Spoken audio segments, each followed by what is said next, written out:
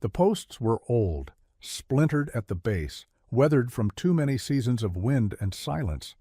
He drove the rusted nail in with two hard swings, sweat carving a path through the dust on his face. Another post leaned too far to save. He let it fall. Some things you couldn't prop up anymore, no matter how much you wanted to. Before we dive in, hit that subscribe button and drop a comment. Where in the world are you watching from? The field beyond the fence was brittle and yellowing, a tired patchwork of grass and regret. It hadn't rained in 9 weeks. He told himself it didn't matter. Told himself if he could just keep the fences up, maybe the land would remember how to hold on. Maybe the bank would forget what day it was. He wiped his brow with the sleeve of his shirt. The sun was low, caught between the hills like it wasn't sure whether to set or stay a little longer. That was how he felt most days. Too tired to push on, too proud to quit. A dog barked once from the porch and went quiet. Then the hum of tires, a sound he hadn't heard in a while. His hand froze on the hammer. No one came down this road without a reason. He squinted toward the curve in the gravel. Headlights blinked through the dust, slow and uncertain, like the driver wasn't sure they belonged here. The truck was small, older than his by a few years, its bed packed high with boxes and tarps. It pulled up near the gate and stopped, engine ticking into the quiet like it was thinking. The door opened. She stepped out. Thin jacket, boots that had seen better days. Dirt on her jeans, wind in her hair. Not scared, but not fearless either. She stood still for a second, sizing up the land, or maybe him. Then she spoke, voice carrying just enough strength to cover the edges of it. "I'm not looking for trouble, just a place to sleep a night or two. Far from everything." He looked at her, looked at the boxes, the way the truck sagged on one side, looked at the sky bleeding into dusk like it always did, no matter how broken the world got. He didn't say yes, just nodded toward the tree line. Then he went back to fixing what was already too far gone. She waited by the truck after he pointed toward the trees, like she half expected him to change his mind. The wind tugged at her sleeves. Dusk was closing in fast. Cooler now, the kind of chill that crept under your clothes if you stood still too long. He kept hammering, not looking at her, not speaking. That was the deal. She asked. He nodded. That should have been enough. Eventually she climbed into the truck, drove maybe 50 yards down the dirt path that wrapped around the edge of the property, then parked beneath a knotted old oak. From the porch he could just barely see her figure moving around, unloading a faded tarp, dragging out a tent that resisted every effort to stand. She wasn't good at it. He could tell. It bent wrong. The poles clattered. She tried again, swore softly. Tried again. He told himself not to go down there, not his problem, not any more. The last time he helped someone it cost him more than money. Some lessons don't need to be learned twice. Still, as the sky deepened into bruised violet, he found himself standing by the fence line, one boot up on the lowest rail, watching her silhouette shift against the failing light. She moved like someone running low on both options and time. A breeze picked up and nearly took the tarp with it. She caught it just in time, dropped to her knees, and stayed there a minute longer than necessary. Head bowed, shoulders shaking, or maybe just tired. Hard to say from this far. He whistled for the dog, then whistled again when the dog didn't come. Bought himself an excuse to walk a little closer. "You okay?" he called out. She looked up, startled. Hair stuck to her cheek. For a second she seemed like she might lie. Then she just nodded and said, "Long day." He didn't press, just pointed toward the barn and said, "There's a hose if you need water." "No lights out here, though. Gets real dark." "Thanks," she said, voice softer now. "This is just for a couple nights." He nodded again. But in his gut, he already knew. People don't drive to the edge of nowhere with their whole life in the back of a truck for a couple nights. The fire crackled low, barely more than a flicker of warmth in the heavy dark. He'd brought over a few dry logs and a tin coffee pot without saying much, just set them down, near where she'd finally gotten the tent standing, crooked but upright. She'd thanked him with a small nod and a tighter smile. Now they sat on opposite sides of the flames, shadows drawing long across the dirt. Crickets filled the silence. Somewhere in the trees, an owl called. He poked at the fire with a stick, watching embers float up and vanish into the black. She pulled her knees to her chest, arms wrapped tight around them. Her boots were unlaced, scuffed to hell. One of the soles flapped slightly when she shifted. He didn't ask what she was running from. That kind of truth had a weight to it, something you didn't ask a person to carry unless you were ready to help shoulder it. And he wasn't sure he was, not yet. Still, her silence was different from the usual kind he'd grown used to. It wasn't bitter or cold. It was careful. Like someone who'd had to measure her words for too long and didn't know what it felt like to just let them out anymore. She stirred the fire with a stick, then glanced across at him. "I used to think I liked cities," she said, so quietly he almost missed it. "Now I don't know if I ever did." He let that sit for a moment. "They're loud," he said finally, "up fast." "Too many people pretending they're not lonely," she added, almost like she hadn't meant to. He didn't smile, but something about the way he looked at her changed. "Out here," he said, "you don't have to pretend. You just are." She nodded. A flicker of something, relief maybe, crossed her face. She took the tin cup when he handed it to her. Warm coffee, bitter and strong. She didn't flinch. The fire popped. Sparks danced between them, rising, vanishing. No more words came. None were needed. Out there, in the dark, under all that sky, the silence wasn't empty. It was shared.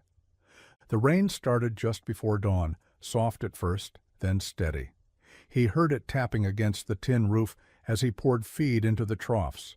The ground sucked at his boots, the kind of mud that pulled like doubt, slow and heavy. By the time he rounded the back pasture, her truck was still there, parked at an awkward angle near the tree line. One side slumped lower than the other. Flat. He wiped his hands on his jeans and walked over, not expecting her to be awake, but she was. Sitting in the front seat, arms folded, eyes on the steering wheel like it had wronged her. She rolled down the window slowly. "Bad morning," she muttered. He crouched beside the tire without asking, ran a hand around the rubber, checked the tread. It wasn't just flat, it was shredded. Sidewall torn open like it had scraped against something sharp. She stepped out of the cab, already soaked, and joined him. "I've got a patch kit," she offered. "That won't help," he said. "You're going to need the spare." She hesitated. "There isn't one." Of course there wasn't. He didn't ask why. Just stood up and headed toward his shed. When he came back, he was carrying one of his own. Same lug pattern, close enough. She didn't say anything while he worked, just held the flashlight when the clouds thickened and the rain got harder. At one point she offered to take over. He shook his head. "Let me finish," he said. "It's not much, but it's something I can still fix." She didn't argue. When the tire was on, he stood, wiped his hands again, and looked at her for the first time that morning. Really looked. Her hair was plastered to her face, jacket soaked through, but there was a kind of stillness in her now. Not peace, something harder, something that had taken root deep down, like she'd stopped waiting for things to get better and just decided to keep walking anyway. She opened the truck door and reached inside, came back with a bruised peach wrapped in a handkerchief, pressed it into his palm. "Thank you," she said, voice soft but clear. Before he could respond, she was already behind the wheel. The truck coughed, then caught. She turned it toward the road and drove off without looking back. No wave, no goodbye. He stood there a while after the engine disappeared, rain running down his collar, a peach in his hand. He noticed it the next morning, snagged on the barbed wire near the edge of the field, something pale fluttering in the wind, like a loose flag. At first he thought it was a scrap of tarp or some feed bag torn in the storm. But when he got closer, he saw the weave of it, soft, hand-stitched, a scarf, heron. It still smelled faintly like firewood and something floral, faint and worn in. He turned it over in his hands. One corner was frayed, the stitching coming loose. It hadn't been left on purpose. It had slipped, or caught on the fence as she left. He pulled it free, careful not to tear it worse, then just stood there for a while, watching the road she'd driven off on. She hadn't come back. He told himself that was fine. People passed through all the time, hitching rides, chasing silence, running from whatever made staying too hard. But still, something in his chest didn't sit right. That truck had looked overloaded, boxes stacked too high, things rattling around like they hadn't been packed for a destination, just an escape. And she hadn't said where she was headed, just away. He went back to the house, tossed the scarf onto the porch bench, but it didn't stay there long. The dog found it later, nosed it twice, then pulled it into his bed beside the door, curled around it like it was a thing that mattered. He didn't have the heart to take it back. That night, with the wind howling low across the hills, he sat on the porch with a beer and stared out at the dark. The fields looked like ghosts of themselves, dry, stretched thin. He wondered where she was sleeping, if her tire held, if she'd found a place that didn't ask questions. He told himself it didn't matter, that she was probably fine, that he didn't even know her name. But when he stood to go inside, he looked once more at the scarf, tucked beneath the dog's chin. Something about the way it stayed there, soft, unclaimed, a little bit lost, made the silence feel heavier than it had before.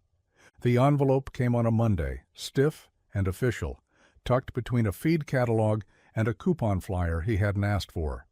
No return address on the front, just his name in cold machine-printed letters. He stared at it for a while, standing by the mailbox with the wind tugging at his coat. The paper felt heavier than it should. He knew what it was. He didn't need to open it to hear what it had to say. Still, he carried it inside, set it on the kitchen table, like maybe it might forget how to be bad news if he didn't look too closely. The kettle boiled.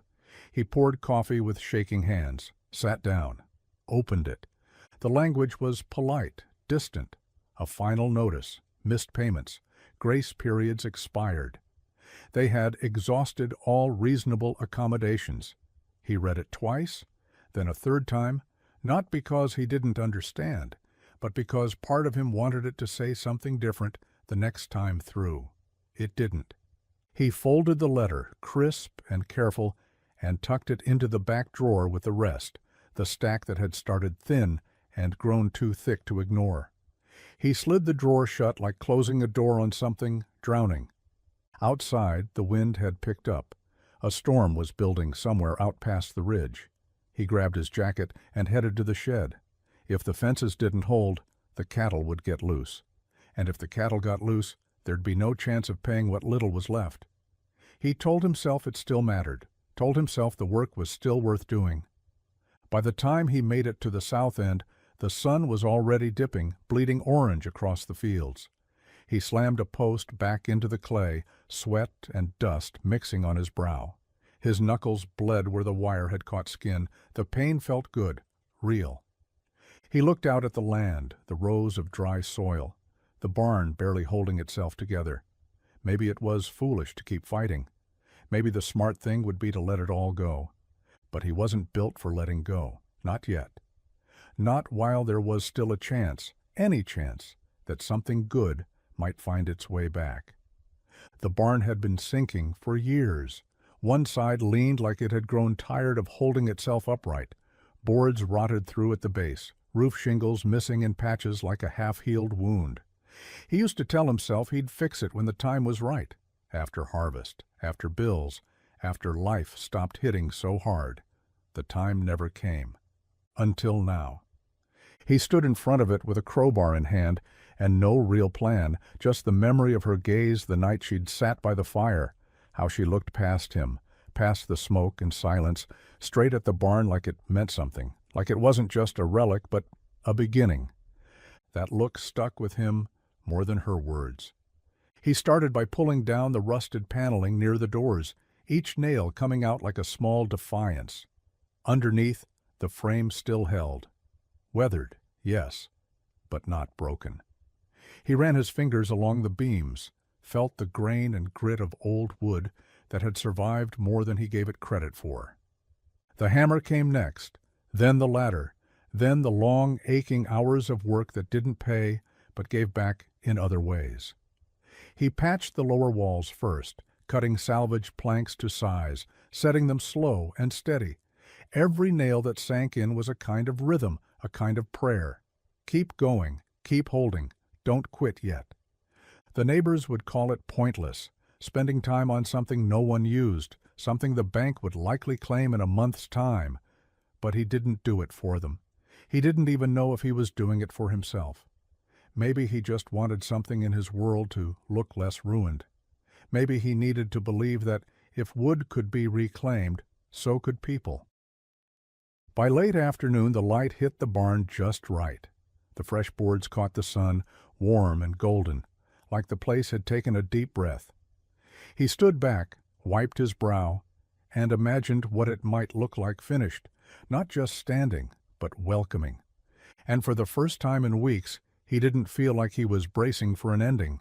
He felt like he'd started something, even if he didn't know what. He was on the porch, sharpening a blade that didn't really need sharpening, just something to keep his hands busy. The barn stood behind him, half restored and silent, catching the gold of late afternoon like it had something to be proud of. The coffee beside him had gone cold.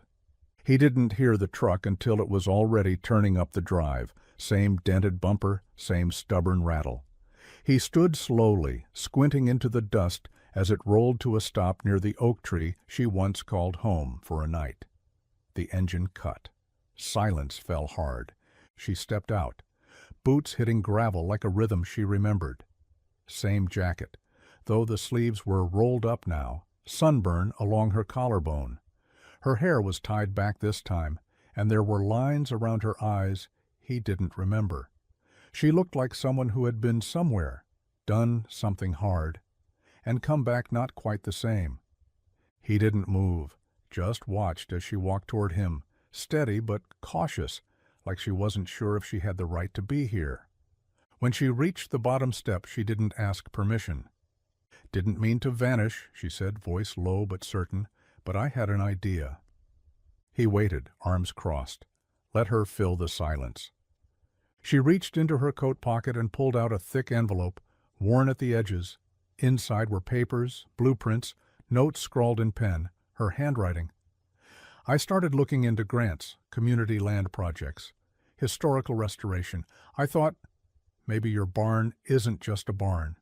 He didn't take the envelope, not yet, just stared at it, then at her. "You said you just needed a place to stay," he said. "I did," she replied, "and then I realized maybe I needed more than that. Maybe we both did." The porch creaked beneath her feet as she stepped up one stair, then another. "I want to help," she said softer now, "but only if you want me to." He looked down at her hands, how tightly she gripped the envelope, not offering a favor, offering a stake. After a long pause, he reached out and took it, not because he believed her, not yet, but because some part of him still wanted to. They came the next morning, 3 of them, clipboards, measuring tape, phones that never stopped buzzing. One of them wore boots too clean for this kind of work. Another started snapping photos of the barn like it was some ruin worth cataloging. He hadn't been warned, no call, no heads up, just the crunch of tires on gravel and then strangers walking across his land like they already owned part of it. He stepped out of the shed, rag in hand, grease up to his wrists. She was standing near the barn, pointing toward the roofline, talking fast and low. Something about load-bearing frames, something about airflow and ambient lighting. "What the hell is this?" he asked, louder than he meant to. The strangers looked up, hesitated. She didn't. She turned to him like she'd been expecting the question, maybe even bracing for it. "I brought in a few people," she said. "Architect, builder, someone who knows zoning, just to get a sense of what's possible." "What's possible?" he repeated, as if trying the words on for the first time. "You brought strangers onto my land without asking." She stepped forward. "I should have called. I know that." "You should have asked." "I didn't think you'd say yes." He scoffed, tossed the rag down onto the bench. The barn stood behind her, caught in early sunlight, a soft halo warming its splintered edges. It looked better than it had in years, still rough, still scarred, but standing. "I don't need help," he said, each word sharp and deliberate. She didn't flinch. "Yes, you do." He took a step toward her. "This place. It's not some project. It's not a portfolio line or a weekend fixer-upper. It's mine." She nodded slowly. "I know. That's why I'm here. Not to take it. To save it." "I didn't ask you to." "Doesn't matter," she said, quiet but firm. "It's already in motion." Behind her, the architect called out something about structural support. A tape measure snapped shut. She didn't turn, just looked him in the eye like she wasn't sorry. Not even a little. "Too late," her gaze said. "Too late," the wind whispered through the broken boards. "Too late." She found him behind the barn, splitting firewood. Each swing of the axe landed with a crack that echoed through the valley like thunder. He didn't stop when he saw her coming, just split another log clean through, let the pieces fall, and set the next one. She waited, hands in her jacket pockets, hair pulled back, boots muddy from the walk across the field. There was a folder under her arm, thick, creased, the kind that smelled like ink and risk. "You've been avoiding me," she said. He brought the axe down hard. The log split crooked this time, one piece toppling to the side, the other spinning out and landing near her boot. He looked up. "You brought people here. You took over like it was yours to decide." "I brought help," she said. "You needed it." "I needed space, not a circus." Silence stretched between them, taut and sharp. The wind stirred the trees behind them, carrying the scent of wet earth and pine. She held out the folder. "It's not a takeover." He didn't move. "It's a deed," she said. "Joint ownership. I bought part of the land that wasn't under lien. Yours is still yours." His brow creased. He wiped his hands on a rag and finally took the folder, opened it, stared. His name was there, in real ink, not just some copy. Her name, too. The parcel marked in red, the sections untouched. His land, still intact. He flipped to the back, to the signature lines. Hers was already there. "I didn't steal your land," she said, steady now. "I saved it." He closed the folder and looked at her. Really looked. Her eyes didn't waver. There was no pride in them, no triumph, just quiet resolve. The kind of look a person wears when they've made a choice and know they'll have to live with it, one way or another. "You didn't ask," he said, voice rough. "No," she admitted, "because I didn't think you'd let me, and I couldn't watch this place vanish." He exhaled slowly, like something inside him had been holding its breath. And for the first time, he didn't know if he was angry or grateful. Maybe both. Maybe something else entirely. The barn creaked in the cooling night air, settling like an old man easing into a chair.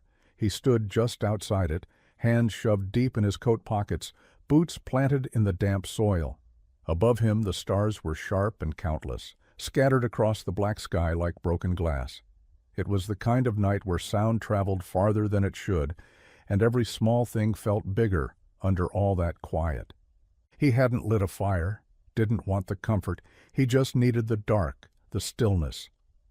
Somewhere behind him the dog barked once, then quieted again.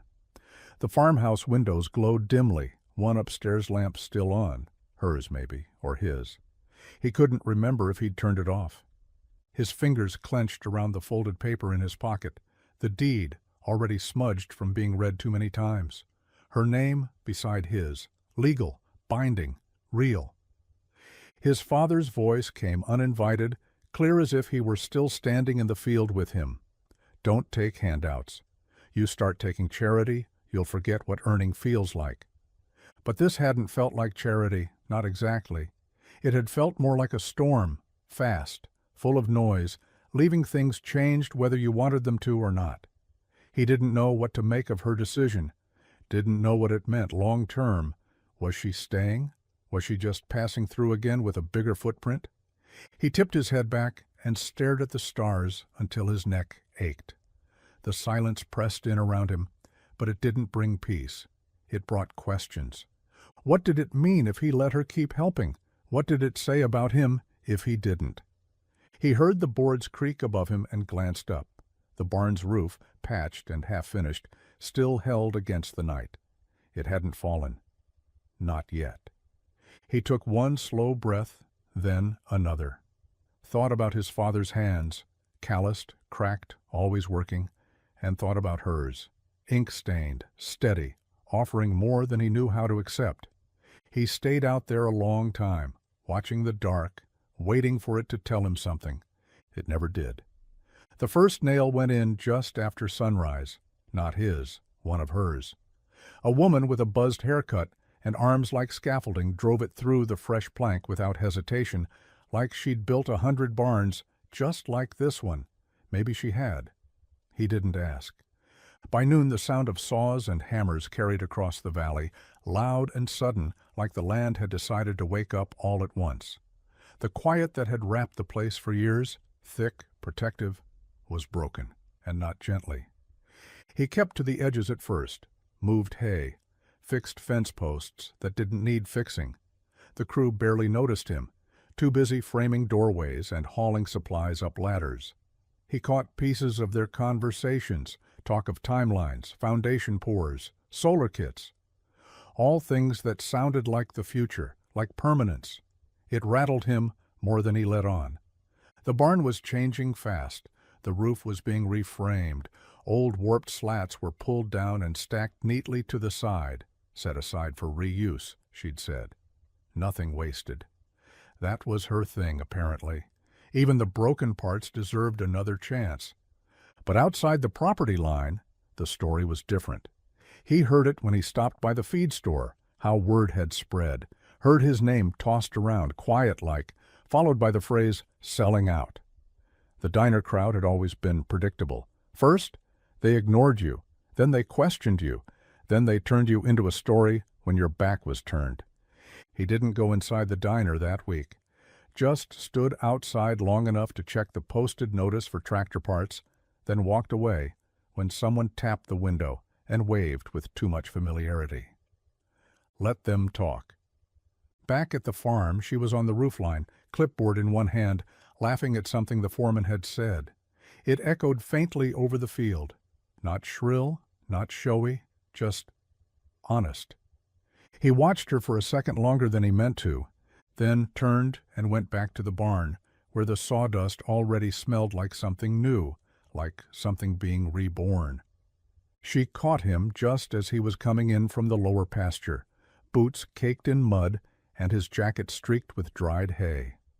The sun was already slipping behind the hills, bleeding orange across the sky, and he'd been looking forward to the kind of silence that didn't ask anything of him. Instead, she was waiting on the porch, sleeves pushed up, hair in a loose knot, and something unreadable in her expression. On the table between them sat a roll of thick paper held together with a rubber band, the kind of thing that came with cost, with consequence. "You have a minute?" she asked, not really asking. He didn't answer. Just nodded once and dropped onto the porch step, boots thudding against the wood.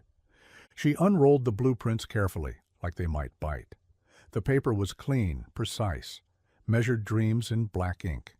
She pointed as she spoke, her voice low and quick, like she'd practiced this. "There'll be a main hall here, 2 cabins, smaller ones, tucked into the trees, all reclaimed material, solar panels, native plant garden out back. We'll host workshops, crafts, woodworking, maybe some grief retreats eventually. Places people can come to slow down." She tapped a section near the barn. "This stays. We don't touch the outer structure. It's too good. We just bring out what's already there." He stared at the lines, the annotations, the future she'd drawn without permission. His fingers curled around his knee. "And the land?" he asked. She looked up, steady. "Still yours? We partner on the project, but the land title stays in your name. You don't lose anything." He didn't answer right away. Didn't know how. The plans felt like a mirror held too close, reflecting things he hadn't dared imagine. Use, purpose, people. laughter in these fields again. But dreams drawn in ink could crumble faster than fence posts in a hard winter. She saw the hesitation. "I'm not trying to save you," she said, "just asking if I can build something with you. If not, I'll leave these here. You decide." She stood, left the plans, and went inside without another word. He sat there long after the sun was gone, staring down at a future that scared him more than the past ever had. The hammering had stopped, but the air still felt loud. The crew had packed up for the day, their tools stacked in neat rows, their trucks rumbling down the drive and out toward the highway. Dust settled behind them. He stood just inside the barn, hands braced against the new frame of the doorway, watching the sun bleed through the wood slats like it was trying to decide whether to stay or disappear. She was behind him. He could feel her presence, stiff and still, like someone waiting for a blow that might come or might not. "You should have asked before all this," he said, voice low but rough around the edges. "Every day there's more, another truck, another stranger walking across land that's not theirs." "You said I could help," she shot back. "I didn't say you could move in." "I'm not moving in," she said. "I'm trying to build something that matters, something that might save this place." "It's too much," he muttered, turning to face her. "Too fast. It doesn't feel like help anymore. It feels like control." She crossed her arms. "No, it feels like change. And you don't like change because it scares you." He took a step closer, jaw clenched. "Don't tell me what scares me." "Fine," she said, her voice rising now. "Then tell me. Tell me what's actually wrong. Because every time something starts to work, you pull away. Is it really about the barn? Or is it easier to push people out than admit you might need someone?" He laughed once, dry and humorless. "You think you know me? You think a few nights in a tent and some pretty blueprints mean you belong here?" Her eyes narrowed. "Say it." "You don't belong here," he said, and the words came out colder than he meant, harder. "This isn't your world. You fix things with money. You draw it out neat on paper and expect the land to cooperate." Silence fell hard after that. Her shoulders dropped slightly, but she didn't step back.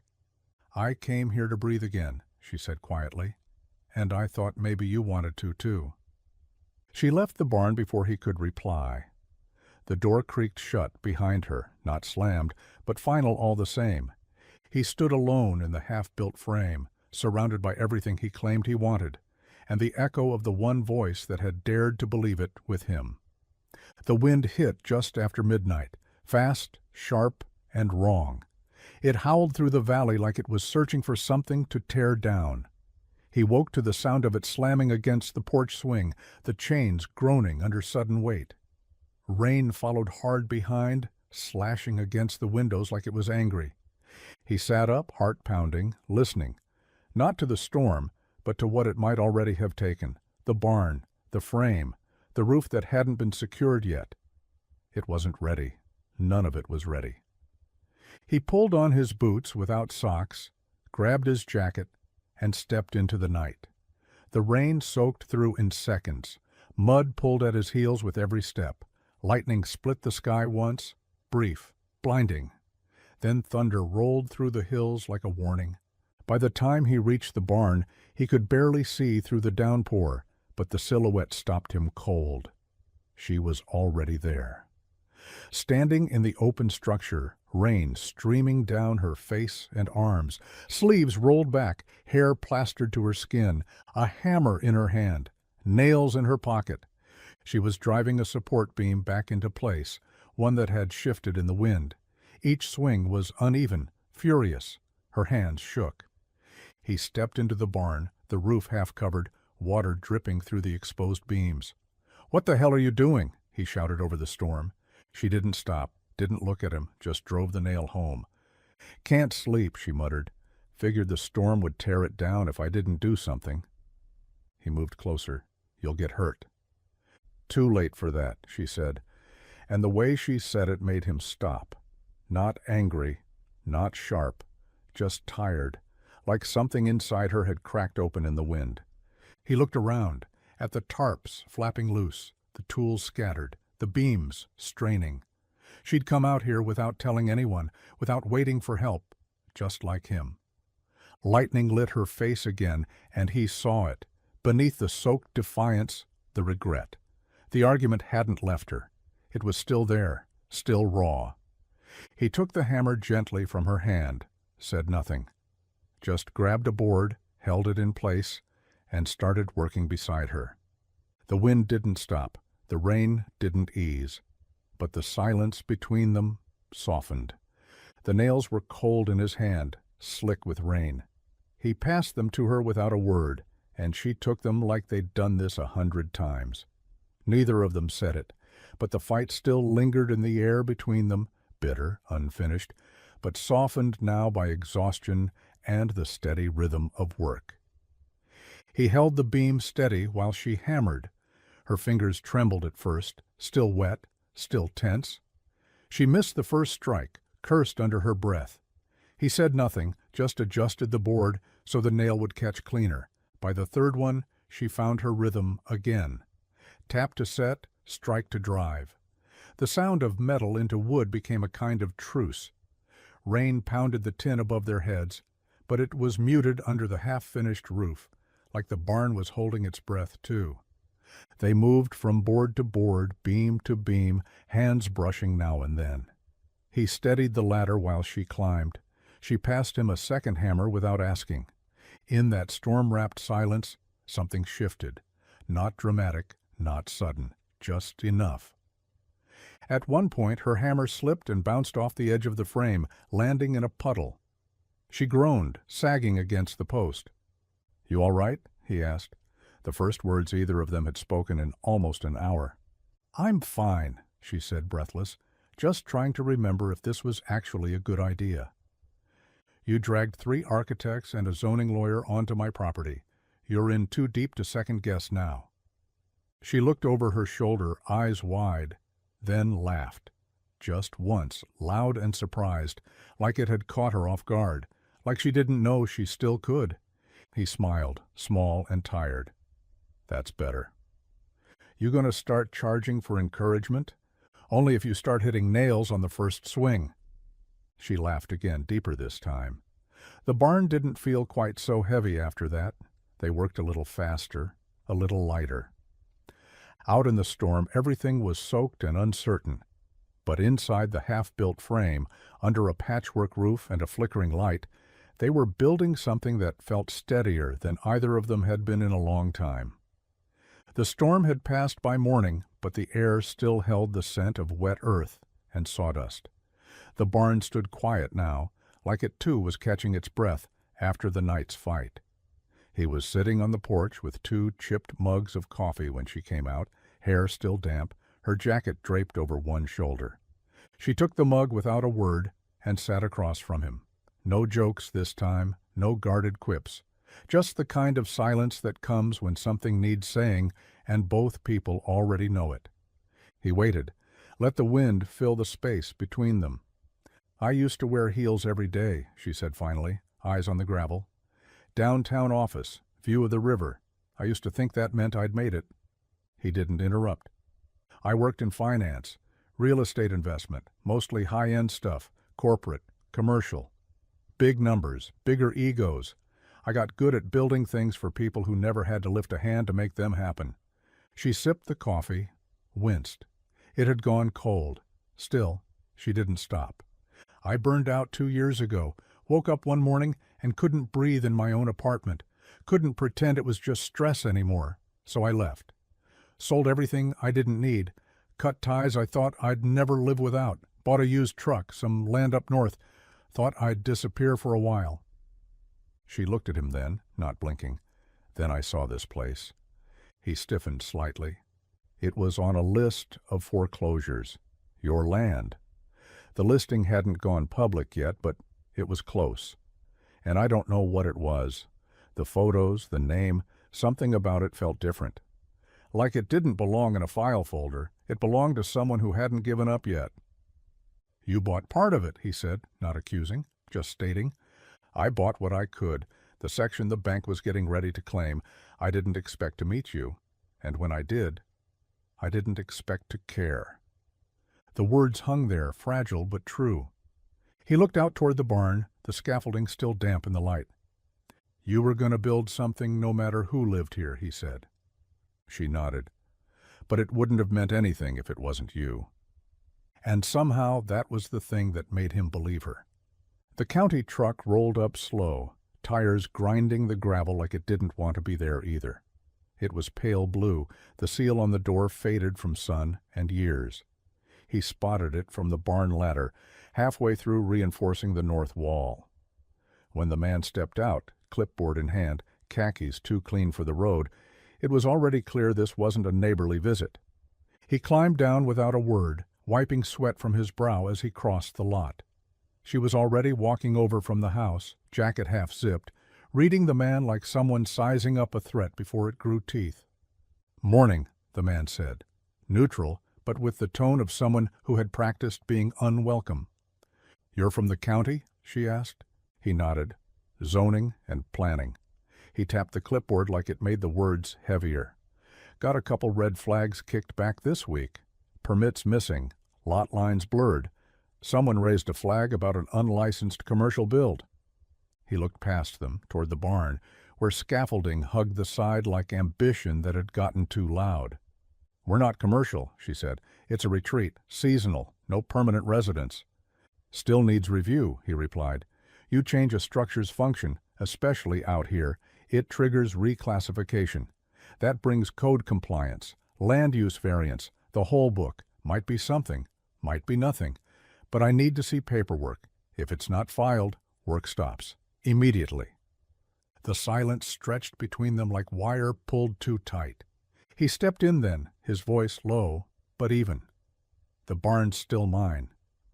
The man glanced at his clipboard. "Legally, it's a co-owned parcel with a split deed. You're both on record." She straightened, face calm but rigid. "We filed the variance 2 weeks ago. I've got the digital timestamp. I'll forward it today." The county man gave a polite nod, but it was the kind that said he'd be back either way. "Appreciate it. Just doing my job." When the truck pulled away, it left behind more than dust. It left the cold shadow of red tape, of the kind of trouble that doesn't announce itself with a crash, but slowly strangles the breath out of something good. He turned to her. "How bad?" She looked down at her hands. If they dig, it could be bad. And in that moment the barn felt a little less solid, like hope could buckle just as easy as a roof beam under too much weight. The air was thick with that kind of heat that made everything feel heavier. Dust hung in the light, slow to settle, and the barn creaked as the wind shifted through its half-finished frame. He stood by the work table sorting nails by size, not because they needed sorting, but because it gave his hands something to do. She came out from the house, holding a manila envelope. Her face was calm, too calm, like someone holding back news that might break either of them if said the wrong way. "I talked to the county this morning," she said. "They're still digging. They flagged a foundation permit we didn't know was required. There's an appeal process, but it's slow. Could delay everything." He kept his eyes on the nails, jaw tight. Of course it could. She hesitated, then stepped closer, placing the envelope on the edge of the table. "I had a backup plan." He glanced at the envelope but didn't reach for it. "What is it?" "Buyout contract," she said. "Clean and full. I take the whole property. You walk away with enough to pay off the debt, plus a cushion. Start fresh somewhere else. Debt-free. No bank breathing down your neck." The words dropped heavy between them. He straightened slowly, looked her in the eye. "You came all this way just to take what little I have left?" Her face broke, just a little. "I came all this way because I believe in what we were building. But if this fight turns ugly, it could ruin both of us. This," she tapped the envelope, "gives you a way out." He stared at the barn. The light hit the new beams just right, casting shadows across the ground like bones set back in place. He'd spent years watching this land dry out, fall apart. Then she'd shown up, and for the first time, he'd started to believe in something that didn't end with loss. "I don't want to walk away," he said quietly. She closed her eyes for a breath. I just wanted to give you the choice. He didn't open the envelope, didn't even touch it. He turned back to the nails, picked up the hammer. This place is all I've got, he said, and for the first time that feels like enough. He wasn't looking for anything that morning, just clearing out the far corner of the barn where old crates had been stacked for years, left behind like memories no one wanted to unpack. Dust rose in clouds with every board he shifted. The wood was dry, brittle. Some of it crumbled in his hands. Beneath a rusted milk crate and a moth-eaten tarp, he found it. A leather-bound book, cracked at the spine, edges curled from time and weather.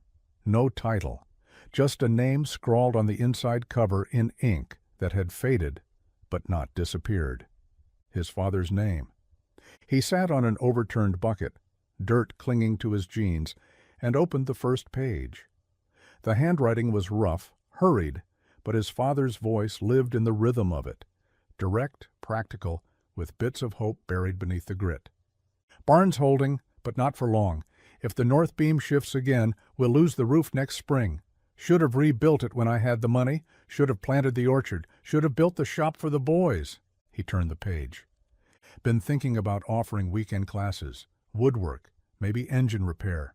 Folks need hands-on again. Tired of watching the land turn into a line item.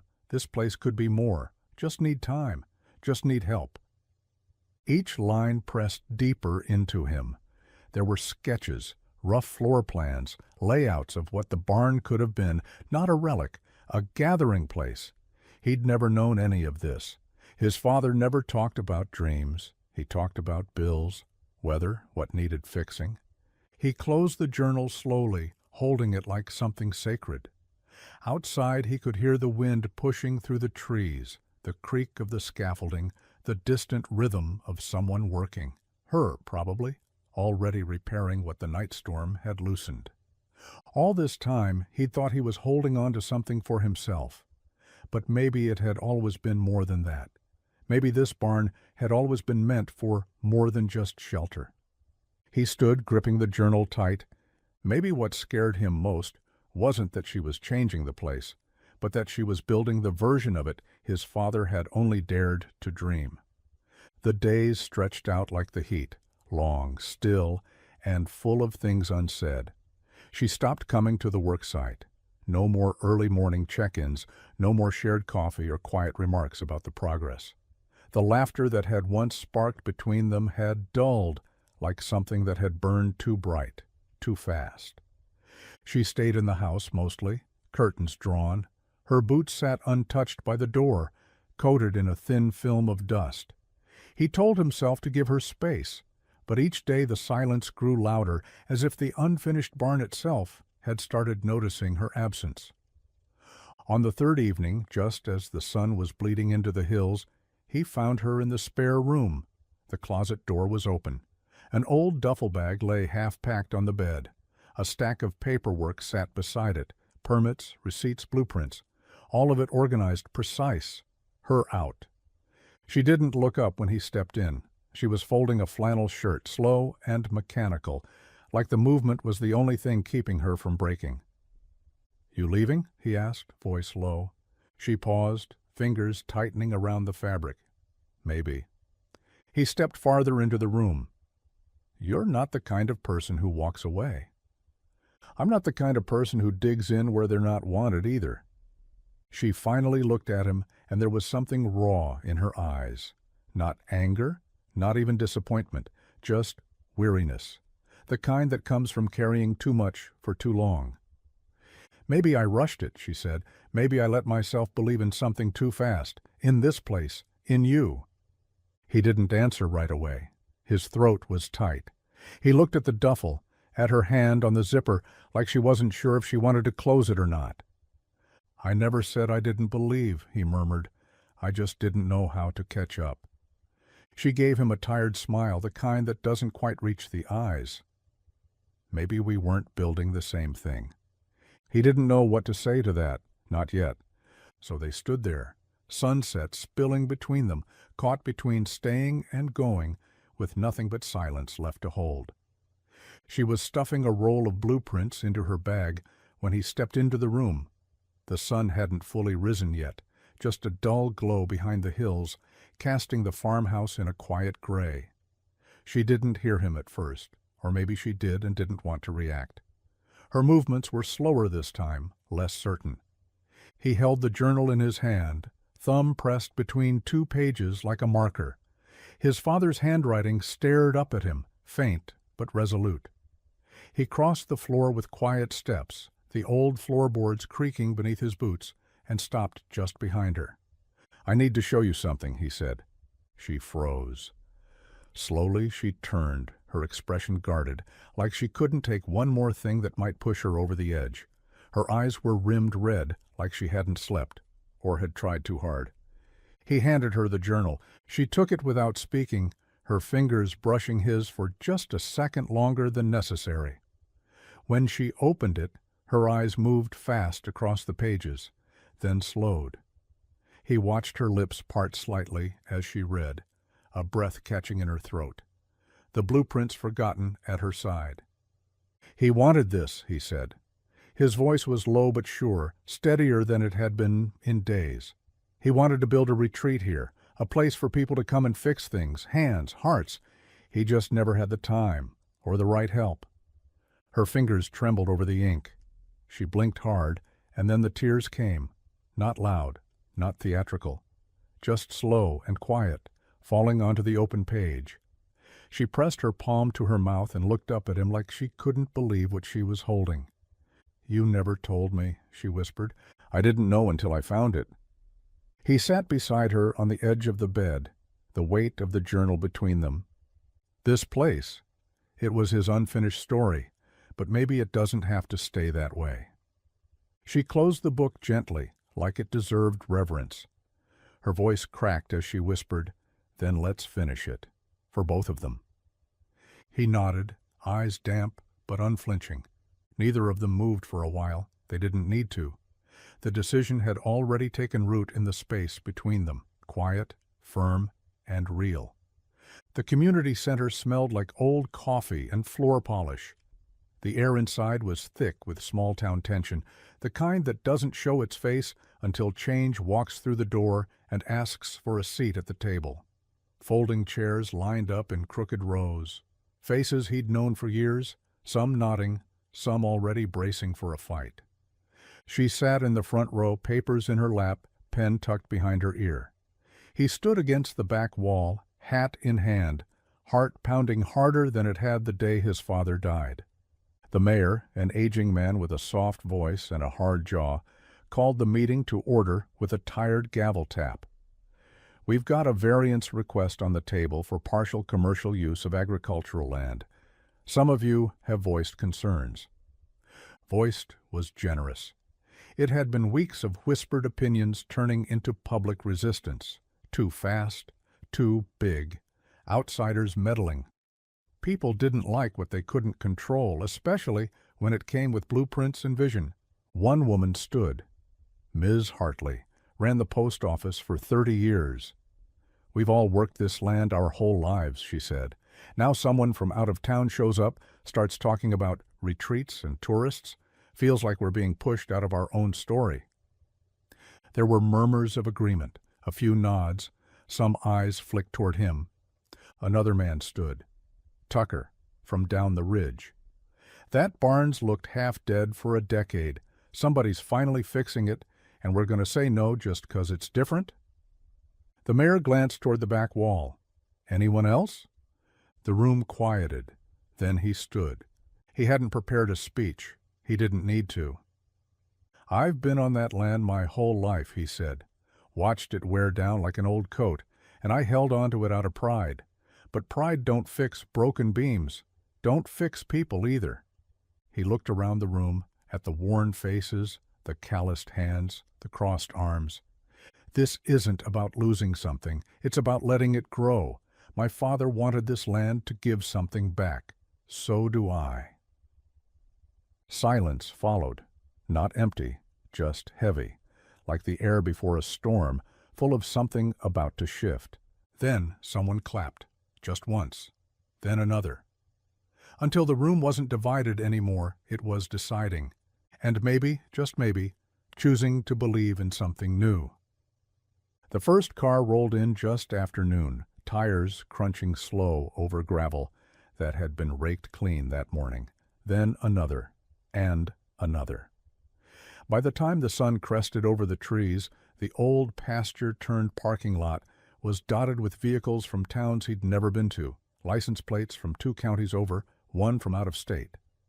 He stood on the porch, hands tucked into his jacket pockets, watching the barn glow against the fading afternoon light. It didn't look new, not exactly. It looked lived in. The wood was still scarred in places, still sun-bleached in others.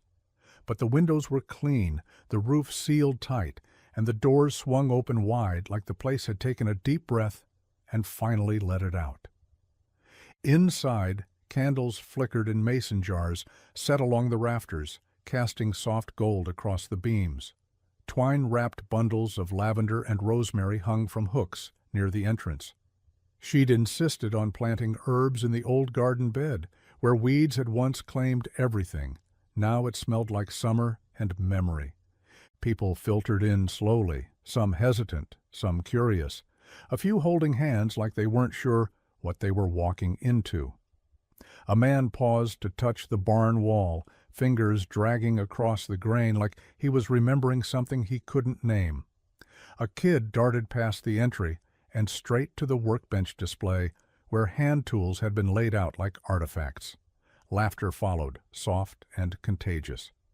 She moved through the space with ease, not hosting, welcoming, dressed simple, sleeves rolled up, hair braided back, clipboard nowhere in sight.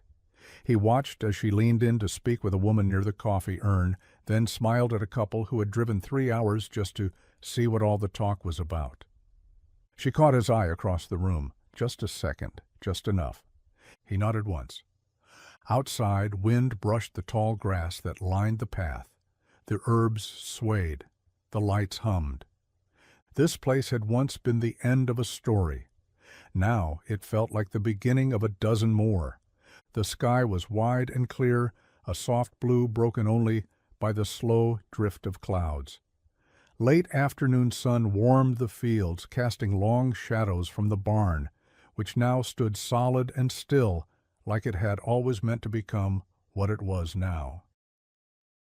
Out past the fence line, beneath the same oak where she'd camped that first night, a blanket had been laid over the grass, faded quilt squares, stitched together like the kind you find in old cedar chests. She was already there when he walked over, 2 sandwiches wrapped in wax paper, a mason jar of lemonade, and a paper bag resting between them. Her boots were kicked off to the side, toes bare in the grass, hair loose for once, catching sunlight like thread.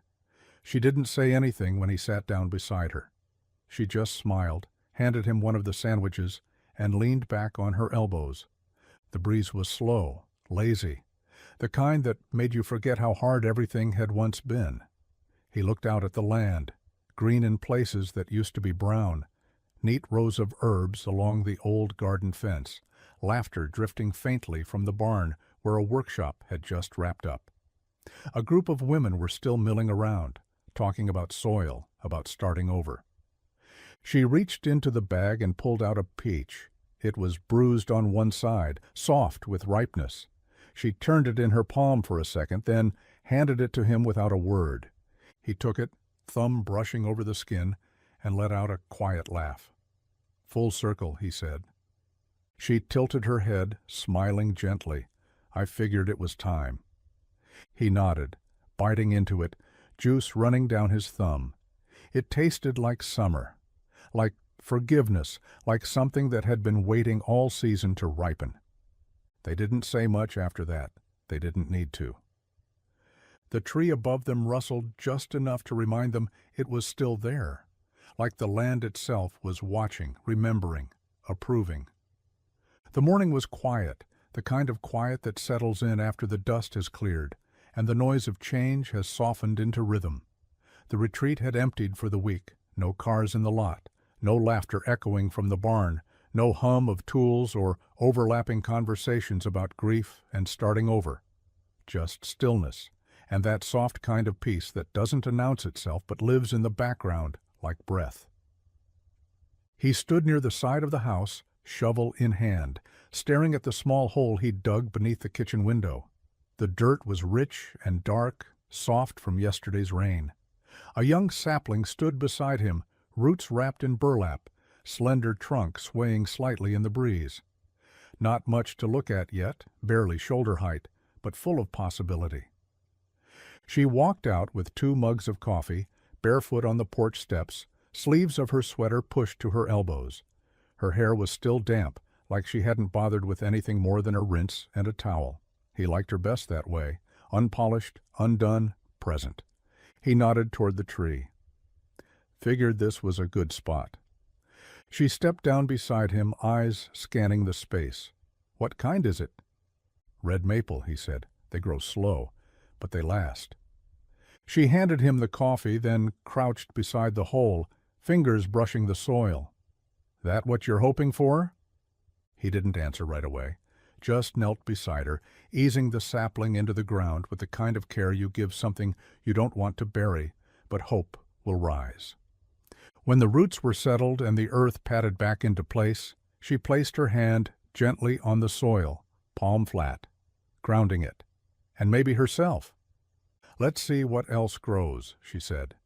He looked at her, not with surprise, but with a kind of quiet understanding, the same way he looked at the barn now, and the fields, and the life that had started to sprout in between all the things they'd nearly lost.